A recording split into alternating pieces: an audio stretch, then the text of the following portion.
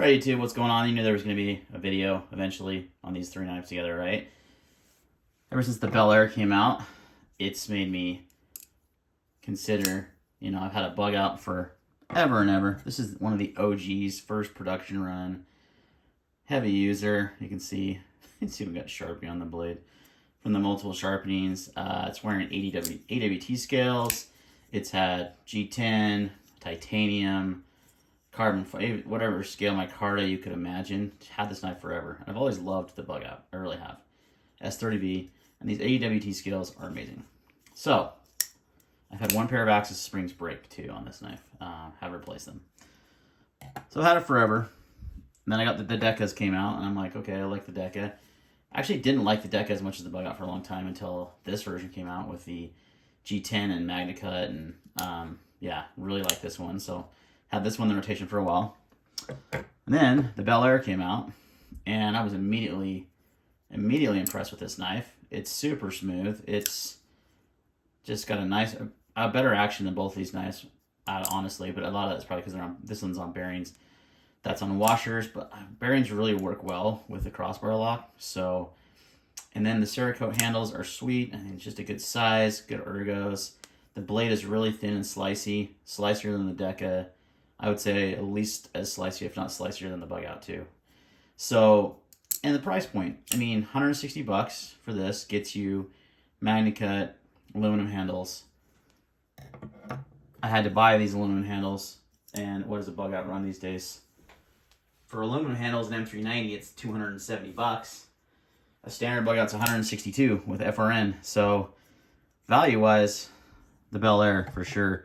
The Deka, pretty good value. Always been a little less expensive, but I think this one was. Shoot, I'd have to look at DLT and see. But like a standard Deka is with G10, if you can find them, $170 around it. So similar price point as these two. So the kind of the Bugout's kind of out of there because you gotta put extra money in it to get it where you really want it to be. Where out of the box, the Deka and the Bel Air have those upgrades already. So the value wise, you're talking very close. Between these two, I've sold this, just barely sold it in a knife sale. And that should tell you everything you need to know. The Deka is a great knife, and I like Hogue, and I like this one. Just has a bit of a weak detent, but not too bad. Pretty much standard on crossbar locks, right? You just never know. But for me, like immediately, the Bel Air impressed me enough. I've carried it a lot. I've used it a ton. It's such a slicey little blade. It's lightweight. Just great action on it. I mean, the Bugout in FRN is going to be the lightest, but I don't have a Bugout in FRN. But this weighs 2.9 ounces.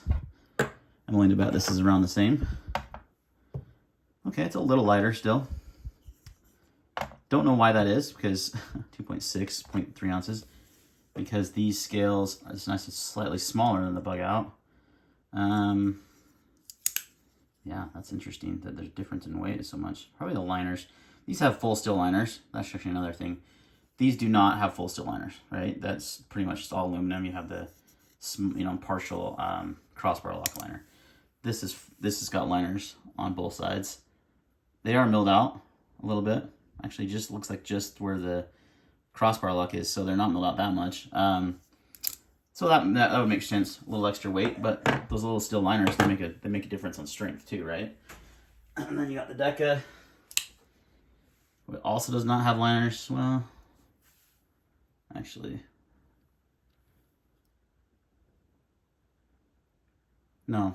So 2.5 ounces, 2.6. So the same weight as a Bugout with aluminum scales, but both of these do not have full steel liners like the Bel Air does. Now they're really slim steel liners, but still add a little bit extra rigidity and strength to the knife. So for me, guys, the Bel Air is won out. Just because it just feels better. I don't know how else to describe it. The blade's a little slicier. The size is just right. For me anyway. The people probably for the Bugout for its size. It's a little bit bigger, but this has never felt too small. My only gripe on this knife is the pocket clip. It works fine. But I don't see why Kershaw thinks they need to do this crap. Like, why do they need to think it needs to bend over? I mean, it's like ultra deep carry. I get that, but like, that's just kind of ridiculous. It's not necessary.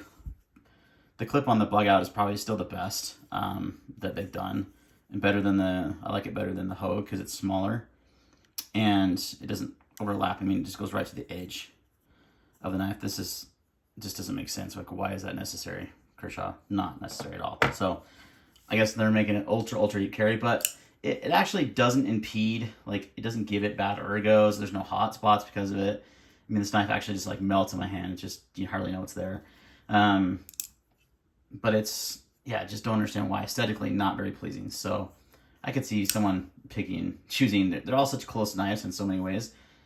I could see someone choosing the Deka or the Bugout over this because of that. But other than that, the Cerakote on the handles has held up great. It's got a nice texture, feels great, snappy action. So, guys, the Bel Air is a winner. I've heard mixed reviews so far. I don't know if anyone's actually done HRC testing on the Magna Cut that Kershaw's doing. So, if you guys know of a channel that has, or maybe a cut test or something, I haven't done one myself.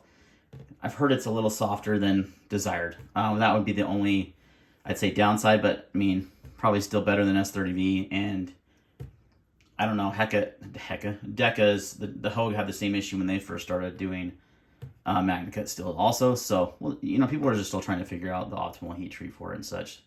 But Kershaw's kind of notoriously done that in the past on all steels they do. They run them a little softer, so it is what it is. But you know what? I don't care so much about that because Magna Cut's kind of an overhyped steel anyway.